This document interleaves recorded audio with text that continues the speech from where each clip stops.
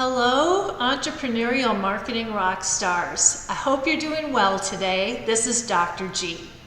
Our topic for today is the really important concept of the consumer buyer's journey. The consumer buyer's journey is very important because what it allows us to understand are the 5 steps that a consumer goes through to make any sort of purchase decision. And what that decision is based on are the needs and the wants that the consumer is seeking to fulfill. And what our job is as marketers is to use our toolkit and our skill sets to be able to activate those needs and wants and satisfy them regardless of where that consumer is in the buyer's journey. So that's the topic that we're going to address today. As I mentioned, there are 5 stages to the buyer's journey, and the decision-making process for consumers is often linear. By that I mean there's 5 steps. The first is the awareness of need, and then searching for information, alternative evaluation, making a decision, and ultimately deciding whether or not you're happy with that decision once you've made it. So if you think about it then, what's really important for us to do is look at each of those stages individually and decide how can we influence that consumer's behavior. So I want you to think about a purchase that you've made recently and try to determine whether or not you have followed those 5 stages. If so, why or why not? So let's take a look at these stages individually. The first stage, awareness of need. I will talk about these stages in more depth, but it's basically you know you have a need today. Once you know you have a need, then you start to look for some information to fulfill that need. Now you have some information. You may have a few companies or some products that you're interested in. Then you start to make an evaluation between trade-offs between one product or the other. Once you've honed in on which products you're interested in, then you decide whether or not you're going to purchase one or purchase the other product or a series of products or not purchase at all. And then the final stage is that post-decision making evaluation. Are you happy with what you had chosen or not? So in the real world, let me take an example. So I used to manage a very large web store for a very, very large consumer electronics company in the Internet of Things. And so what I tried to do, as I show in my funnel here, which is a funnel, it's not linear, it's this way. What I tried to do is match the communication channel, the product, and the offer based on what stage that consumer was in their buying journey, or that funnel, as some people call it. So that said, let's move on and look at each of these stages. But first, before we do that, in consumer decision making, and we talk a lot about this in consumer behavior, we spend an entire semester on consumer decision making, there's many things that influence our behavior. One is psychological influences. This is what happens upstairs in the brain. Lots of different things like who we are, our self-image, our self-concept, attention. Do you grab my attention or not? Do I know who you are? What's stored in my memory? Maybe the values that I have, how I've grown up, or maybe the lifestyle. Maybe I'm wealthy. Maybe I'm just, scraping by. But there's all these psychological influences that we as marketers need to understand based on how we might influence that consumer within the journey. There's also situational influences. That could be purchase context. Right now, where we're at in society is I have a heck of a time finding groceries. I can go to the grocery store and the shelves are empty. I could attempt to purchase groceries through a delivery channel. Unfortunately, all of those delivery slots are taken. So there's a purchase context issue that will influence my situation. There's also things like our surroundings. Maybe you're being influenced by somebody that you're with. Or even temporal effects, like I absolutely have to get Advil today because I have a horrible headache and I will pay whatever I need for that. So there's situation influences that also impact the journey. And then sociocultural. These are the things that surround us that have established our psychology, our behaviors, our social influence, reference groups, social class, or even symbolic consumption. I like trendy things versus, I'm a minimalist. So sociocultural influences also impact that. So as we look at all of these consumer behavioral topics that we learn about in consumer behavior, all of those things influence the 4 Ps, or the marketing mix that you're all familiar with. And taking this culmination of all of these different attributes together, we then look at our target audience and decide which stage there are in the buyer's journey and how we might use these different consumer behavior patterns to influence their buying decision. So you will see here, I have what is called a consumer decision-making map, or a buyer's journey map.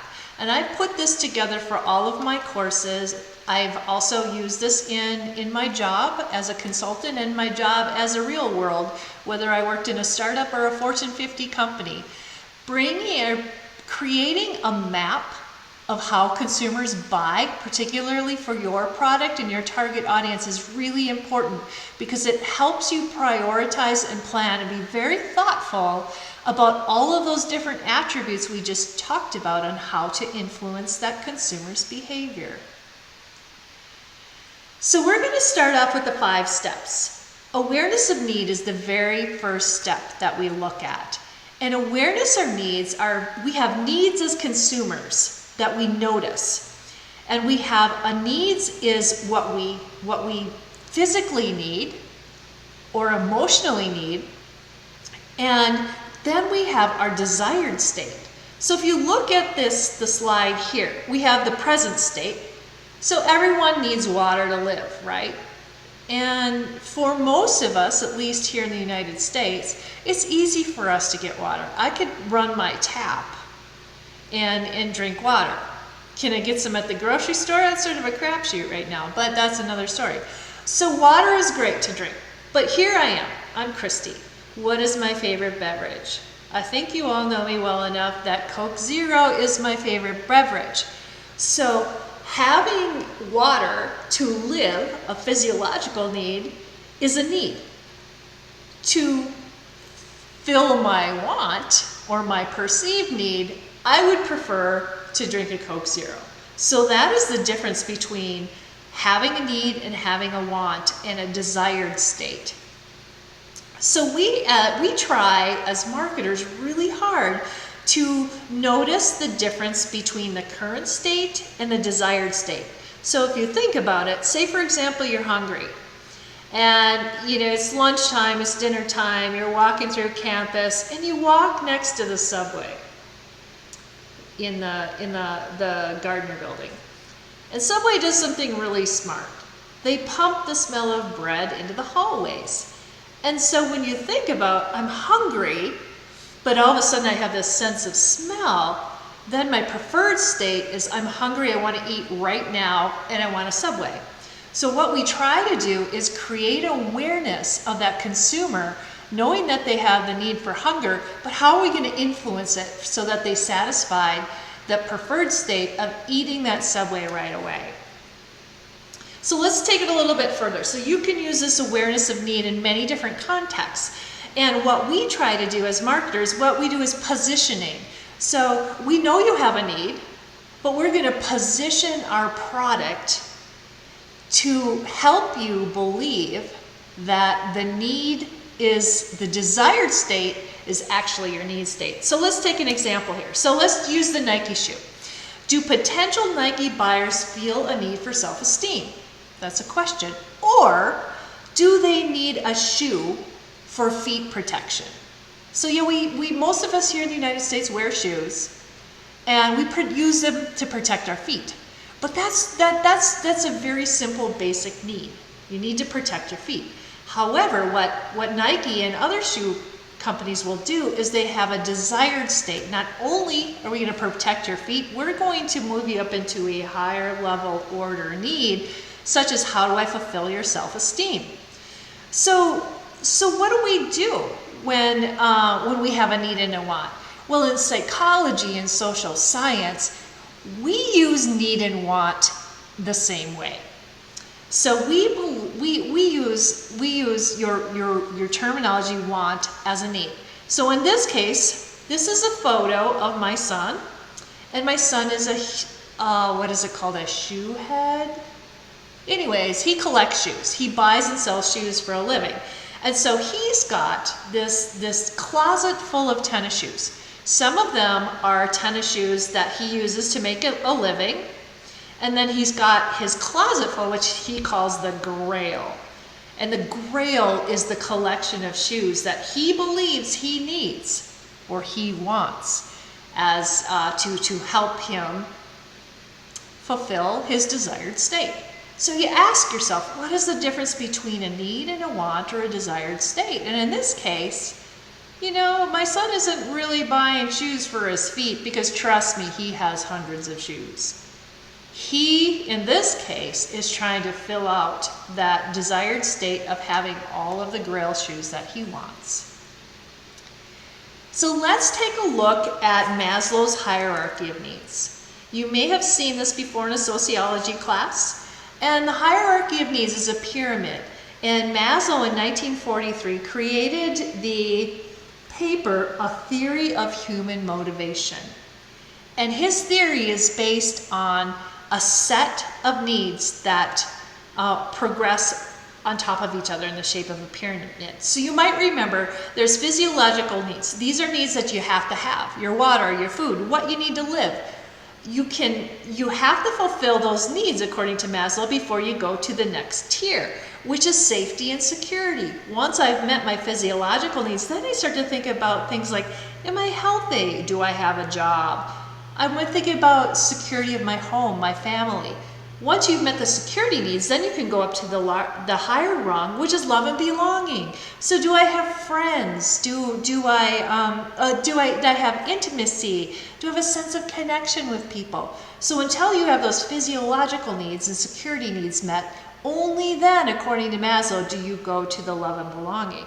Once you hit the love and belonging, then you get to that self-esteem category. So remember my son and his closet full of Grail shoes? Those are confidence, achievement, I've made it, getting respect of others, satisfying self-esteem.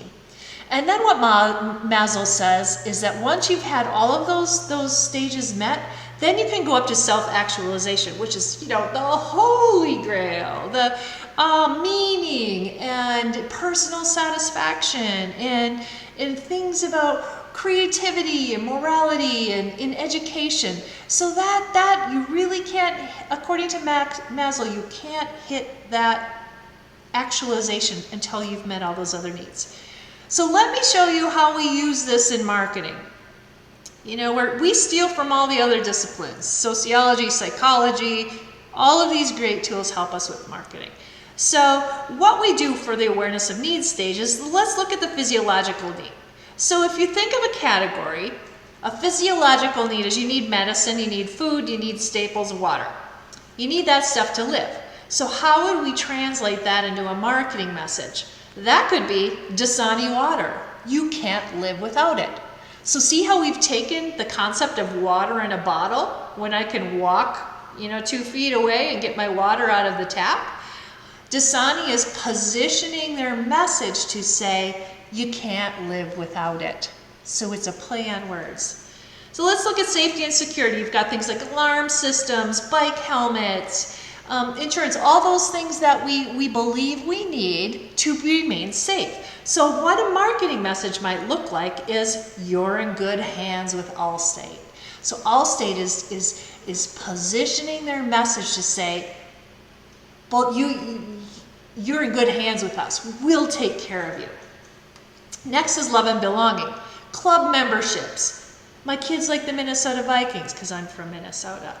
Gifts, things like that where if I give you something that you love me.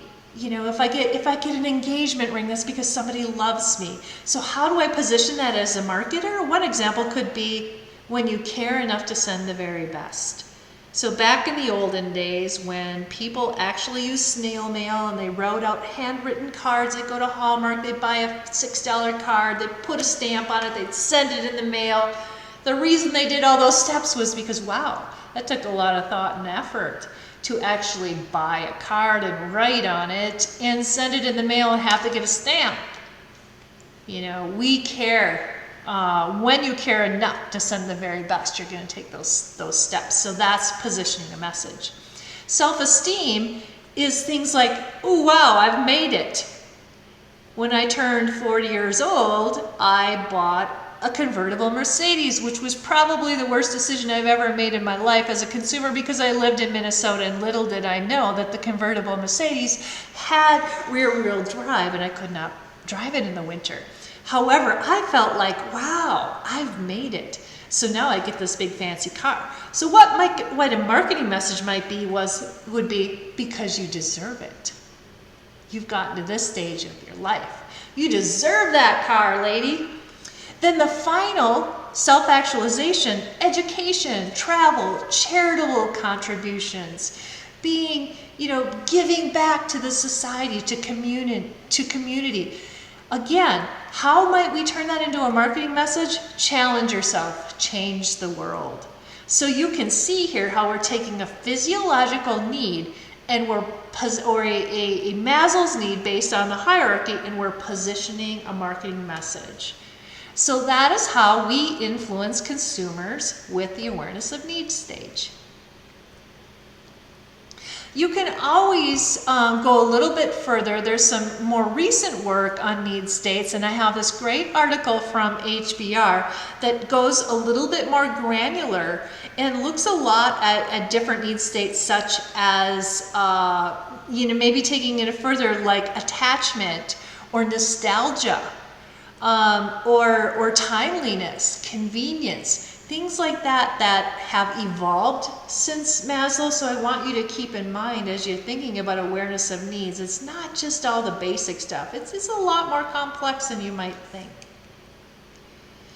So in what ways do we use, marketers can use to influence? We just, what I've been mentioning, since the beginning here is we try to go from the perceived state to the desired state. And the way we do that is positioning our product. So that's wrapping up awareness of need. So let's look at an example. How might you position a need to a solution? So here we've got something called the swoop bag. Imagine you are a mom or dad and you have a child at home and they're playing with Legos. And you know what it's like when you step on a Lego. It hurts. So think about this product that you put the Legos on top of the product, and then when the kids are done, you just swoop it up. You don't have to pick them up. So what might be a need might be in this case? The need might be convenience. The need might be safety, because you don't want these stray Legos walking, on the floor. But our job as marketers is to take the need and create a solution. Think about the subscription models that are in society today. Oh, there's so many subscription models. We do live in the subscription world. Think about something like a Home Chef or a HelloFresh. You can every day come home, have the ingredients that you need to make a nice meal for yourself or your family. So that instead of saying, you know, this is a great box full of nutrition that you need to live. The way you could position that is, this is a healthy way for you to save time, save money, and also be healthy based on this product that we have. So you can see there's lots of different ways that we can position needs to solutions. It could be through a calming app or a stress ball. So the second phase of the consumer buying journey is information search. And this is when we already know your need. We know your need, you have an idea of a desired state, but we want to influence that information search. So you know you're hungry. What am I going to eat? Maybe you're driving through your way to school and you see the McDonald's sign. The reason why the McDonald's sign is there on neon is because we are trying to influence your information search. We're going to be front and center. You may look at, I'm going to go to my I'm hungry. What I'm going to do? I'm going to open up the I'm going to open up the refrigerator and see what's in there. And the cupboard might be bare because there really isn't any groceries in the grocery store right now. So that might be another thing that you do. You might go and say, I'm hungry, I'm going to do a Google search. So if you're doing a Google search, what do you need to do as a marketer? You need to make sure that you're aware of that you're top of mind when they complete that search. So you're at the top organic rankings of that search. Whereas if you're in the refrigerator as a marketer, you might use branding. You know, which one am I going to have to drink today? Am I going to have the Coke Zero or am I going to have the Dasani water? Branding and packaging might influence that decision while it's in the refrigerator. You might look at Yelp reviews. You might just be looking around you, seeing what's there. Or finally, you might ask a friend for information. So what we try to do when people are in the information search stage is we try to influence the mind of the buyer to make our product memorable. And we want to always be popping back into the mind of the buyer when they're in the information search. And that's the strategies that we use. Not only do we use the channel strategies that I mentioned a couple just previously, but we use things like humor, people being sexy, being clever, catchy jingles. There's reasons why taglines like "Just Do It" are out there, or "Da da da da da." I'm loving it. We do these to help you create memories, and I just did one for you. So the third phase is the alternatives evaluation. So when you have a need, you're aware of it. You now have several options. You found some information. Now you have to make trade-offs between those options. What do I really care about? How am I going to evaluate that? And the way that we evaluate products or services is by forming attitudes. So as a marketer, we need to use various strategies to help influence the attitudes and behaviors of that consumer. So a consumer's attitude with the product generally are attributes. Attributes are the characteristics or the thing that are important to a consumer. So think of a pizza. Every element on a pizza is a specific attribute. So for example, the crust. Is it thick crust or thin crust? Is the sauce sweet or spicy? Do I have mozzarella or Parmesan on it? Am I going to have premium ingredients or am I going to be skimpy? So as consumers, we make all of those different impressions or attitudes around attributes. Then we do something secondly called beliefs. And our beliefs is the evaluation of, do I believe the attributes of those pizzas are what they say they are? And then finally, you have to decide, how important is that attribute? Even if it's believable. So attributes, beliefs, and importance are the three ways that we really start to evaluate alternatives. So as marketers, we need to think about how we're going to influence those attitudes, beliefs, and importance. So let me take an example. I just moved to a beautiful new home here in Green Springs. And the first thing I need to do is figure out, how am I going to watch TV? Well, first of all, I have to get a TV, and that's another story because it's a little bit difficult to get consumer electronic right now. So I'm thinking about what are my options for television? I can stream. Maybe it's Netflix. Maybe I'll get cable. Maybe I'll go to Xfinity.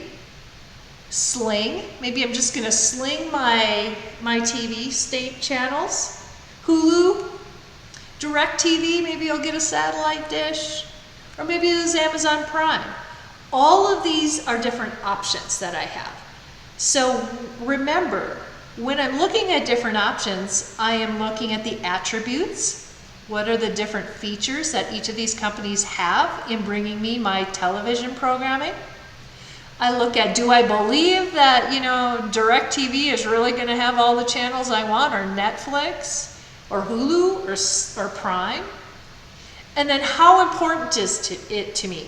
Do I really need the local channels? Or am I okay with YouTube TV channels? All of those things are what I go through as a consumer to make that final decision.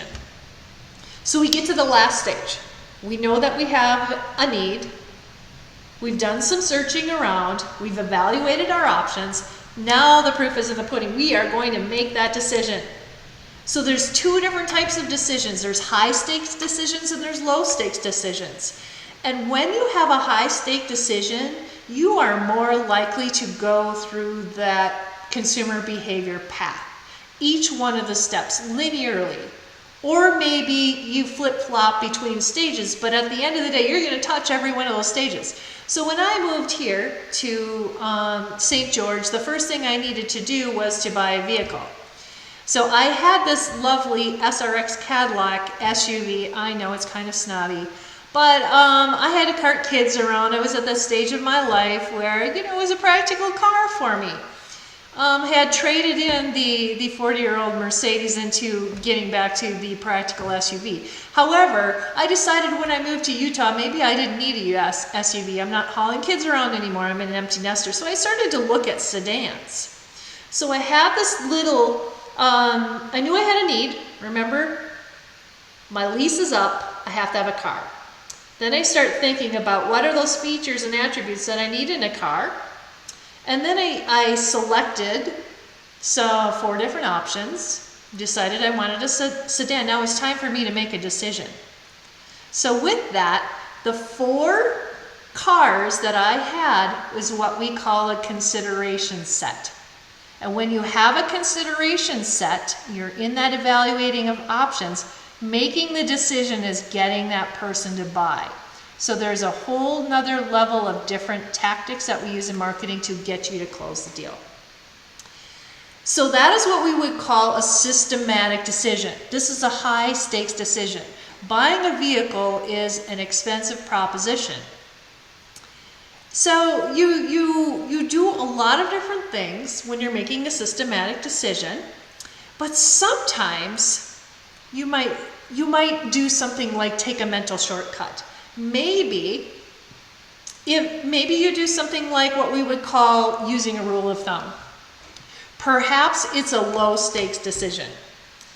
And when you go into Harmon's or Smith's to buy a beverage, you might immediately go and run to the refrigerator aisle and get your Red Bull or whatever energy drink is your choice, because you've done it before over and over. That's what we would call a rule of thumb, or a shortcut called a heuristic. A heuristic is a decision-making shortcut to help us with all those millions of decisions we have to do during the day. So we use things like inertia, or we follow the crowd. Everybody else is buying the Red Bull, so I'm going to buy one. We might have love of the brand, like me with my Coke Zero. Or maybe it's the only option you have there, so you're going to take it. So heuristics are things that mental shortcuts that we've done in the past. So what we try to do as marketers when you're in the decision-making process is we might do something called creating a mental shortcut. So think about the last time you bought a software product and you see, like I have on the screen here, there's lots of different options. There's something called anchoring where generally you will remember the first price or option that you see. That is a heuristic. That is one way we can get you to make a decision. We're going to help you with that. Other ideas recommended for you. You'll see that when you're on Amazon, and based on what your buying patterns are, those particular items are going to pop up. You see it on Netflix as well. Another thing we do is if you left something in your shopping cart, we are going to make sure you don't forget it. So your shopping cart on an internet e-commerce store, you might get a banner ad, you might get an email saying you left something. The next time you come back to the site, you might get a pop-up. These are all mental shortcuts that we use to help you close the deal with your decision-making process. And there's some other examples called nudging, which is more of helping people make a better decision. And I have another video on that you can watch. But I want you to think about, from a decision-making process, what are all of those tools and tactics that you can use as a marketer to get to close the deal. So overall, that is the very final stage, is once you've made that decision to purchase something, then you start to evaluate your decision. And when you evaluate it, we have this model called an expectancy disconfirmation model. So imagine I bought my car. I did end up buying an SUV. I ended up buying a Camry. So once I got my Camry home, even though I did all that research and it took me a while to go through my buyer's journey, I had an expectation going in that the Toyota Camry was going to be the best vehicle ever, based on all my research. And so I've got my expectation, and then I have the actual experience.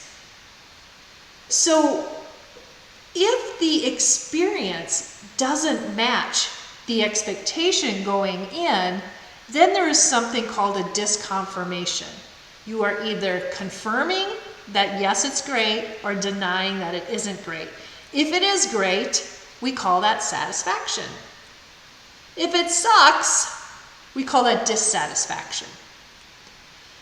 And then what happens if you're satisfied, you move back there and go, yeah, I'm satisfied, I'm happy, my expectations were confirmed.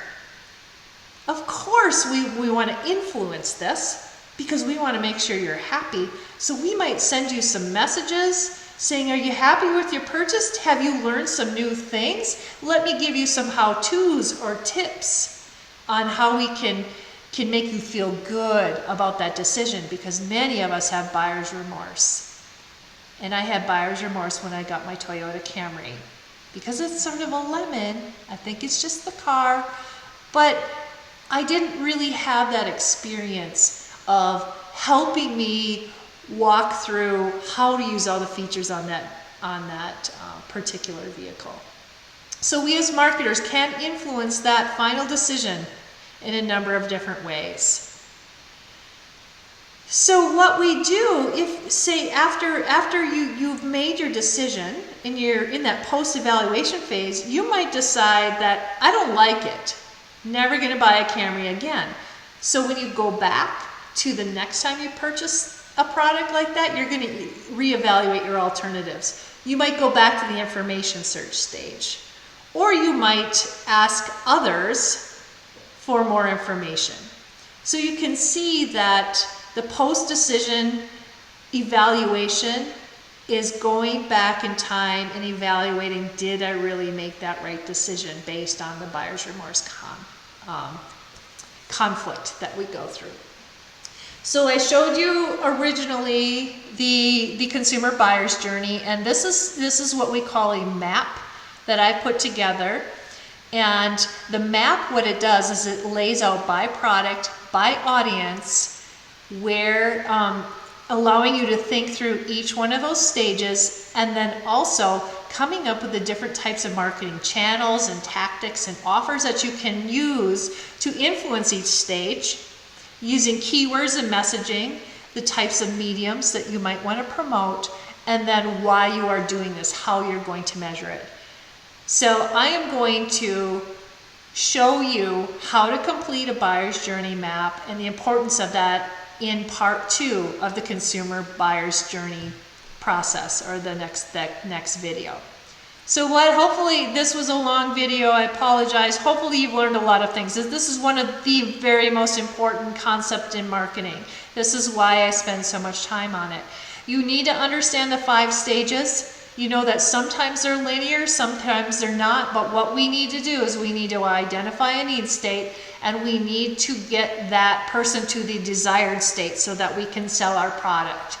And then what we do is we use our tools and our skills to be able to influence each one of those stages to, at the end of the day, get back to what we're intended to do, what we're paid to do, and that's getting somebody to buy our stuff. Long video again. If you have questions, feel free to reach out. You can email me, text, or call me. I do have virtual office hours, and I have a Zoom account, so I am available. You can pop in and out of my virtual office hours Tuesday and Thursday from 9 a.m. to noon. So I'm really glad that you hung in there to the end, and I hope that you understand that the buyer's journey is a really important concept in marketing. And watch video number 2 or part 2 on how you can create buyer's journey mapping for each of your products and solutions. So take care and have a wonderful day.